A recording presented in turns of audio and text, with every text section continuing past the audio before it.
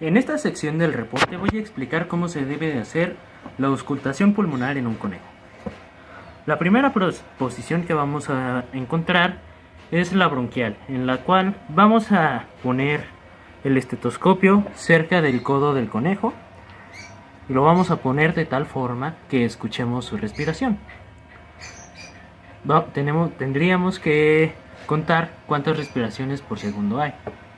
Posteriormente vamos a buscar la posición bronquiovesicular, la cual está más de forma caudal alrededor de las últimas costillas.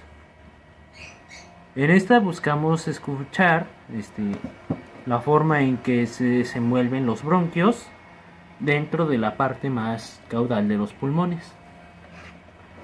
Posteriormente vamos a buscar la zona de donde vamos a escuchar el murmullo vesicular, que se encuentra más dorsal al conejo, en el tórax aún.